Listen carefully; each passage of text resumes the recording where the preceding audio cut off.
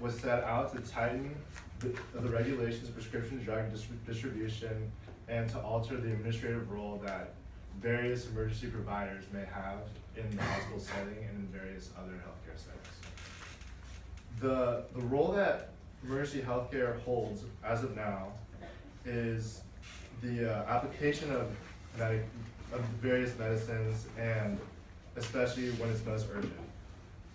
The goal was to amend the Controlled Substance Act that was applied a couple years ago and implies to provide care based off necessity rather than a necessary request. Ordinances will be granted by a physician that was allowed this leadership role prior to this administration. Synthetic drug abuse has been a very prevalent problem in the U.S. for many decades. Physicians retain oversight over all medical decisions, and with this authority, there are many loopholes and there are many speed bumps on the way to making sure that the patients come out on top. The misuse of valuable resources can be better incorporated into other facets of society. The bill clarifies administrative roles and what they are allowed to do in various situations. Also, at the same time, the bare minimum should not be administered. While a multitude of resources are given out, and many times in excess, it provides a lot of space for these patients to overuse and overdose on these substances. Serving patients in excess can be detrimental to this healing process. Because of all the vast array of synthetic drugs available on the market and black markets, these can be easily abused and are easily taken advantage of. The immediate safety of a patient is of more concern than the long-term safety. Details and nuances in these various protocols can hinder the ability of a social worker and any emergency technician to do their job, which is to save a life as soon as they come into the room. These will follow with the general populace. However, these effects of the so many different protocols may actually add time to the urgency that it will take for them to actually take care of the patient. Health administrators must be legally registered to prescribe medication. For example, one big pro to this bill is that it will actually increase efficiency during the care.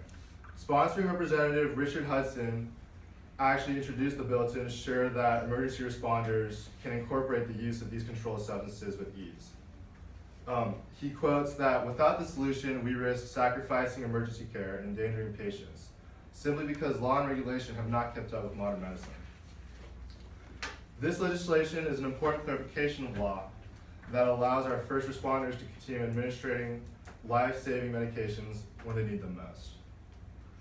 Emergency service professionals are faced with life and death situations every day. Bypassing consent would hassle the process and take up unnecessary time amidst the urgent time that is of the essence in an emergency. The long process of restocking, transporting, administering, distributing takes up too much time, and the excess of these protocols might adhere to too much inefficiency. Emergency medical services are liable for receiving, storing, and tracking controlled substances, and each step along this process can be a liability. An overwhelming amount of legislators agree that drug abuse is a huge problem. During the 114th Congress, they garnered bipartisan support of 19 co-sponsors made up of 10 Republicans and 9 Democrats. The House committees that agreed and had full support for this included the Judiciary, Crime, Terrorism, Homeland Security, and Investing. Obviously, this is a problem that should be top priority on our agenda. The symptoms and effects, and especially the addictive side effects of synthetic drugs, can consume and take up our futures. The existing law does not need to be clarified. However, in order to ensure that paramedics can administer these drugs in a timely manner and with the right protocols set in place, the biggest issue seems to be the absence of a physician. There's simply not enough time and not enough faculty to be there at every single moment throughout the process. The action in the previous law actually permitted, and it was in effect an unspoken policy as to how to hold take hold of yourself in these situations. We must be empathetic to both those in need and those administering this care. I personally witnessed the abusive habits unfold in various hospital settings. During my time in the John Muir Trauma Center, a multitude of various patients were sent in from Oakland, Richmond, with gunshot wounds and motorcycle injuries that had to be taken care of on the spot. They may not have had the means to take care of themselves or the insurances to provide for this care, but the assistance was needed at an urgent moment. And I saw too many patients, there were too many patients receiving and asking for unnecessary prescription renewals, as well as the nuances of the law and the ineffectiveness of it caused an inefficient discharge rates and resulted in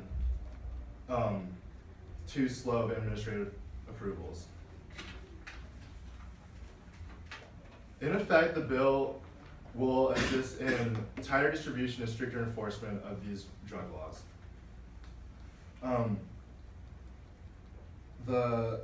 There was a unanimous vote in favor for this bill in the House of Representatives, and all in hopes that it will curb drug abuse in areas where the government may have control. Paramedics and other EMTs must assist when in dire need of pain, and specifically for patient and professionals' health sake. The bill hopes to clarify an existing law while also hoping to allow professionals to be more capable of administrating in their own respective fields. It allows paramedics and nurses and EMTs to present patients with Medicare based on instructions given by prior physicians at a later and earlier location. In a trauma room, time is of the essence. Between life and death, legal clarification and specification allows health representatives to bypass the nuances that follow the legal ramifications of patient-to-doctor relations. Cutting this time short will allow doctors to do their job and patients to get out quicker. This is the key to keeping efficiency, and life in the hospital room will be much easier and will uphold the health of all individuals. Thank you. Thank you, sir.